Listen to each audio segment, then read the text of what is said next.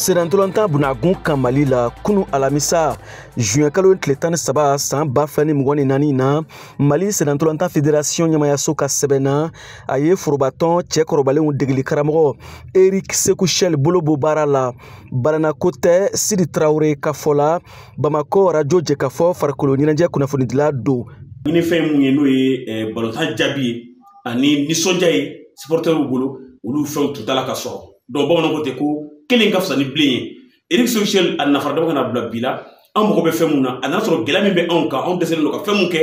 a ma se ka o di an ma an talen kunnafoni fɛnɛ kɛnɛ kan fɛn minnu kɛra ye a tɛ mɔgɔ nimisi wasa kosɛbɛ Eric Sekou Chel ka baaraw kɔnɔna na an sigilen kana fɛnɛ kudumani baaraw daminɛnen min filɛ nin ye n'o ye diɲɛ kurukura ka ɲɔgɔn kunbɛnba ye o élémentaire balontan daminɛna ntolanci 3 min kɛra Bamako yan jaabi minnu sɔrɔla la fila ni kelen sebaya kelen ani an cira siɲɛ kelen an ka so ka taa balontan kelen kɛ jamana fɛn kɔ kan mun kɛra fila ni bi a ka fɛɛrɛw sigi cogo ɲɔgɔn kan ntolanci kɛnɛ kan n'o ye tactique ye gɛlɛyaw tun b'a kɔnɔ waati caman ni Mali ni jamana bɛ jouer jamana ani mun bɛna ka jouer n'u bolo falen Eric kɛ man di k'a bolo falen ka dankari adversaire la waati caman ni Mali jamana b'a la ka jouer ni an ye bi sɔrɔ ka don ka bi conserver ka balontan ban an y'a ye ko gɛlɛyaba bɛ Eric la an bɛ bi don a bɛ égaliser ani a ka mɔgɔw don cogoya n'o ye ka dɔ ka bɔ dɔ ka don u ka mɔgɔ nasara ko changement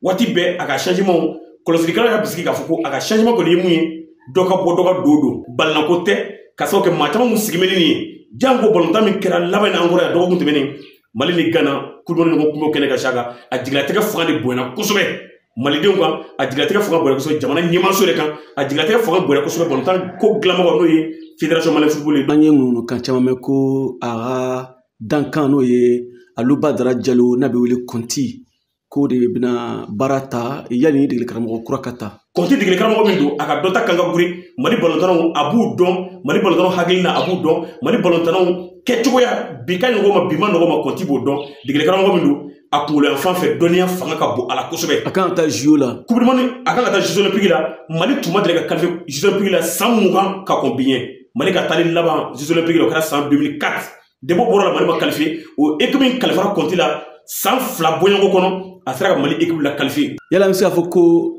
fédération Sedantolanta ɲɛmayaso a ye Malidenw lamɛn wa Malidenw ka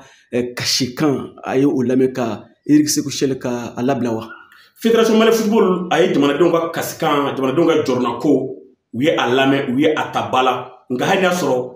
a sumayana dɔɔni n y'o de f'i ɲɛna kuma daminɛ ko kelen ka fisa ni bilen ye nansara ko mieux vaut tard que jamais Mali bɛ bin don min na Kulibali ɲɛkɔrɔ Buwake saka a dɔnni kama maa minnu bɛ balontan suit maa minnu bɛ balontan ko kalama dɔɔni bɛɛ tun ko ko degeli karamɔgɔ ye f'u ka siri a ka baara dan na nka Fédération Malienne Football olu yɛrɛ ka ko waati ka di a ma Eric bɛ degeli karamɔgɔ min ye degeli karamɔgɔ fitinin don madɔgɔya tɛ nka baara ni baara tɛmɛnenw na n'o ye a ka vécu ye an ko nin ye a ka équipe nationale fɔlɔfɔlɔ ye debat degeli karamɔgɔ baaraw daminɛ a ye 4e division ani 5e division entraîné faransiskaw fɛ équipe nationale fanga ka bon a ma a ye mun yira an na Coupe d'Afrique kɛnɛ kan Mali ka balontan o balontan kelen an ye seba sɔrɔ min na o an ma seba sɔrɔ min na o Mali bɛ gɛlɛyaw sɔrɔ a la degeli karamɔgɔw ka fɛɛrɛ baliya senfɛ n'o ye erreur tactique ye an ko k'a falen u ye garisigɛ d'a ma ka na se fɔ bi ma ni fale ma se ka don a la u yɛrɛ ɲɛ b'a la ko bɛ ka taa cogo min na n'an ma wuli ka jamanadenw ka kumakan lamɛn n'an ma wuli ka jamanadenw ka haminako ta ba la a la bɛna kɛ tɔka jɛ. Mali Sedantolanta kanubaw tulo kɛrɛbɔ sigilen don ka Mali degeli karamɔgɔ kura nali de makɔnɔ sisan VOA Bamara tɔgɔ la Bamakɔ Siaka Traoré kala seli don.